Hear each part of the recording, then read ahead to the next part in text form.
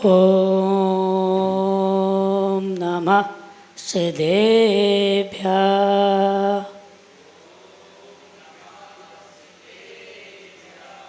तुभ्यं नमोऽस्तु भवसागरतारिणाय। तुभ्यं नमोऽस्तु भवदुःखनिवारणाय। अध्यात्ममूर्तिगुरुदेवे नमोऽस्तु तुभ्यं। तुभ्यं अध्यात्ममूर्तिगुरुदेवे नमोऽस्तु तुभ्यं। आचार्य भट्टशुभेषु नमोऽस्तु तुभ्यं। आचार्य वार्धशुभेषु नमोऽस्तु तुभ्यं। आचार्य वार्धशुभेषु नमोऽस्तु तुभ्यं। नमो अरिहन्ताणं नमो सिद्धाणं नमो आर्याणं नमो अज्जयाणं नमो लोये सभ्यसाहुणम्। जय बोले देवादेव श्री आदिनाथ भगवान की। जय बोले देवादेव श्री वर्तमान शासन एवं महावीर स्वामी भगवान की। जय बोले आचार्य भगवान विराग सागर जी महाराज की। जय बोले परम पूज्य पट्टाचार्य आचार्य भगवान विशुद्ध सागर जी महाराज की। जय बोले परम पूज्य मुनि श्री सुप्रभ सागर जी महाराज की। जय बोले परम पूज्य मुनि श्री प्रणय सागर जी महाराज की। जय बोलिए मुनि श्री प्रसन्न मनाजी प्रणुष सागर जी महाराज की। जय बोलिए क्षुल्लक 100 सागर जी महाराज की। ढाई द्वीप में 3 कम नौकरों की जय। नमस्ते।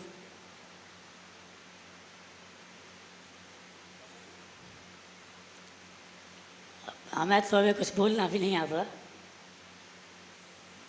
लेकिन महाराज जी ने बोला है तो आप सभी ने छेड़ाला सुनी होगी।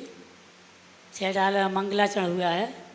3 भुवन में सार भीतराग विज्ञानता शिव स्वरूप शिवकार नमः त्रियोग समार के। तो पंडित दौलराम जी हमको समझा रहे हैं कि तीनों लोक में कोई सार है तो भीतरागता में है, और भाई हमें शिव स्वरूप मतलब आनंद स्वरूप है और मोक्ष को प्राप्त करने वाला है। जब हम ग्रस्त में थे तो हमारे भांजे प्रणुष सागर जी और महाराज जी से हमारी मुलाकात हुई। तो महाराज जी अधिकांश हमारे क्षेत्र में ही रहते थे, लेकिन प्रणुष सागर जी दूर रहते थे, तो हमारा इन्हीं से आना जाना था। लगभग महीने में 1-2 बार हो आते थे।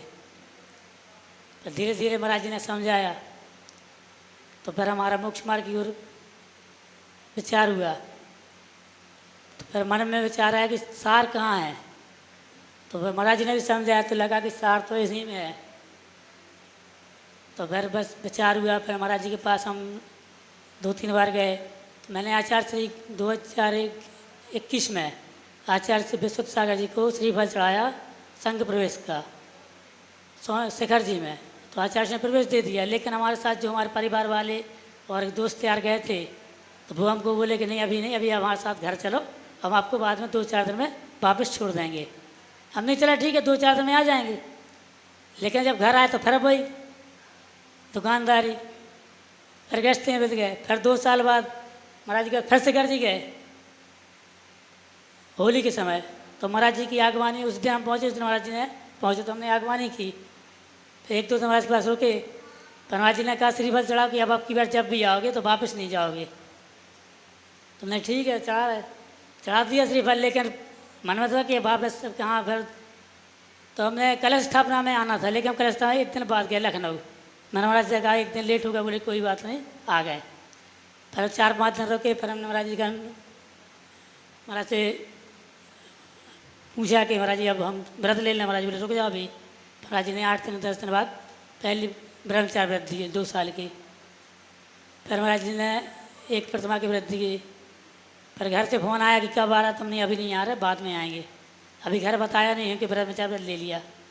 फिर धीरे धीरे 1 महीने बाद हमने घर बताया कि ब्रह्मचार्य ले लिया, अब हम नहीं आएंगे। बोले नहीं अभी आ जाओ। फिर हमने अब नहीं आएंगे, बस आएंगे। तब से हम आज तक घर ही नहीं गए। अभी 2 बार जबकि टिकट भी हुआ है महाराज जी के साथ, लेकिन घर नहीं गए। फिर महाराज जी इंदौर गए, तो इंदौर में प्रोसारी बोले अब हमारे साथ चलो।